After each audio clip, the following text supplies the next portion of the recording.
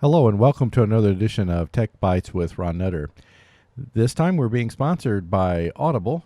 If you don't already have an Audible account and haven't experienced some of the newest audiobooks, you're definitely in for a treat.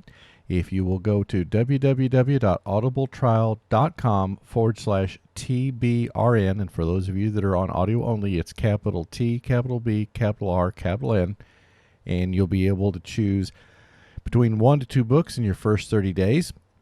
And I think once you heard some of the books of the over 150,000 that are available to choose from and increasing daily, that you will definitely find it beats listening to the radio on the morning drive in.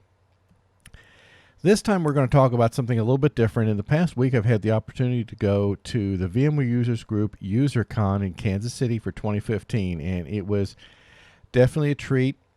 I had been last year, and this year was even better.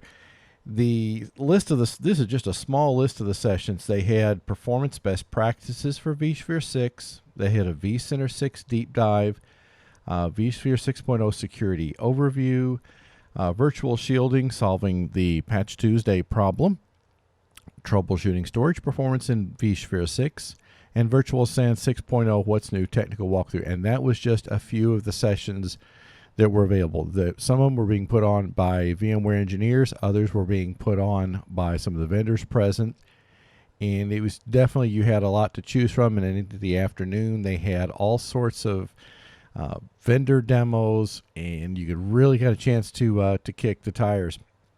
The sessions, for the most part, and for those of you who are on the video, you're seeing a picture now of one of the sessions I was in, that it was almost full. And from what I found out later in the day, that Kansas City is, at least as of the past few years, has been the third largest UserCon in VMUG.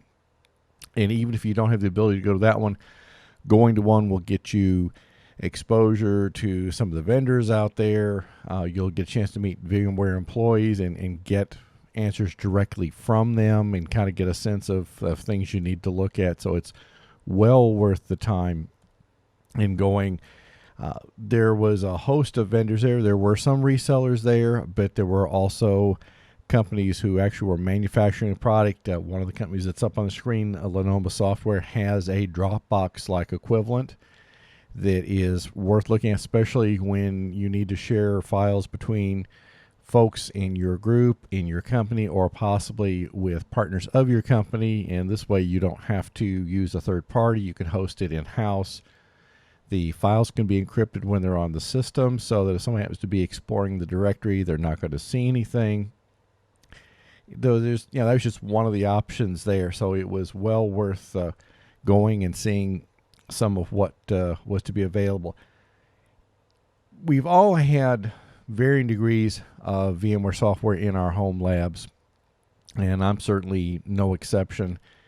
The nice thing is that you can run for up to 60 days, and then you have to reinstall. But for a home lab, it's not that big of a deal. But to get into some of the more advanced features, you may need to run longer than 60 days to really be able to kind of shake things out. So that's one of the things that has been added to the VMUG Advantage this year. That is a separate subscription option. Joining VMUG itself is no charge, but this is an item that normally goes for about $200, and at least at the Kansas City UserCon, they did have it on sale for $180. And one of the things that's been added this year is something called the Eval Experience that gives you a 365-day license to 9 of the products. You will have to download everything, but I think we'll all agree that's a small price to pay. You get a $100 discount to VMWorld. That is a stackable discount. So if you already have other discounts for VMWorld, you can add this then on top of it. You will also have access to the online content from VMWorld. They've got a 20% discount on exams and training. Now, when they first came out with the VMUG Advantage, that first year, the exams were available at no charge, and that may come back. It just all depends. You never know what arrangements they may be able to work out with VMware. For those of us that are using either VMware Workstation, Fusion, or Player Pro, there is a 50% discount available. And when you're looking to renew several of these, that does help a little bit with the cost, especially if your company isn't helping with the cost of the software.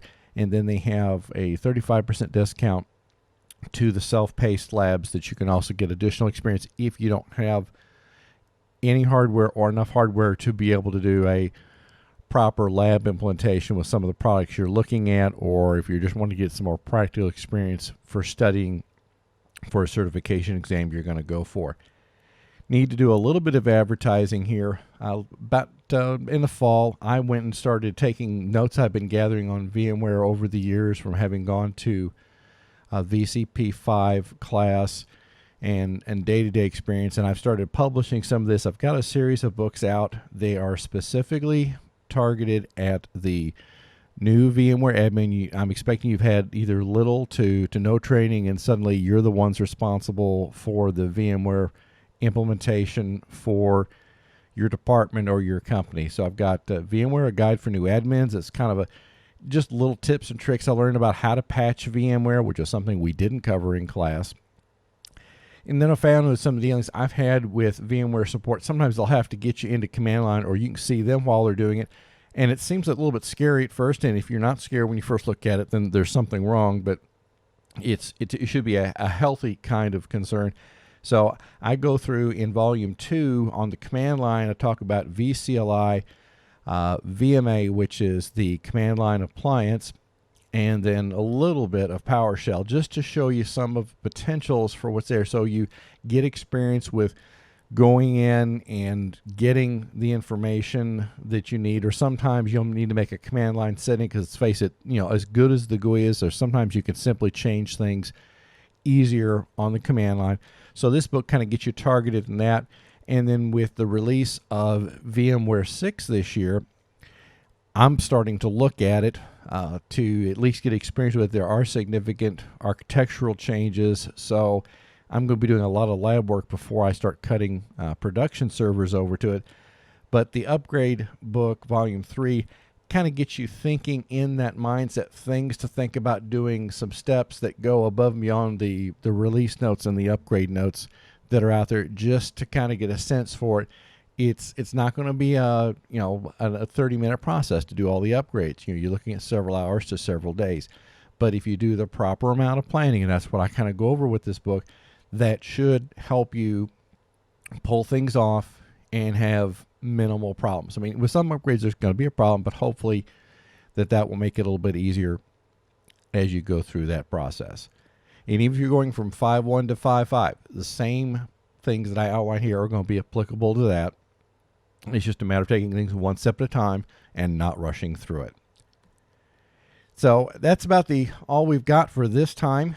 If you're listening to this live on YouTube, we're also available on Stitcher, iTunes, and Android. The subscribe on Android button is something new that's coming out that's available if you've got any one of the Android podcast clients that are subscribing to that format. Stitcher's another one, and of course we've all got experience with iTunes. So if it's not possible for you to watch the video version of it, then I do have audio-only versions available for the drive to and from work. If you have anything you'd like to see me do, I'm making all the plans now for the podcast for the rest of the year. Please get a hold of me via the website, www.ronnutter.com. I've got a button on there that you can click to subscribe you to automatic notifications whenever I do anything. If I'm looking for input to see if there's a particular thing you'd like me to try, I'm going to be walking through a lot of the software this year that comes with the Eval Advantage part of VMUG Advantage. So that's going to be, using a lot of the time there, but I want to make sure I can do whatever will help you. Well, that's the end of this particular podcast. And again, this is Ron Nutter with Tech Bytes for Ron Nutter, and thank you very much for your time.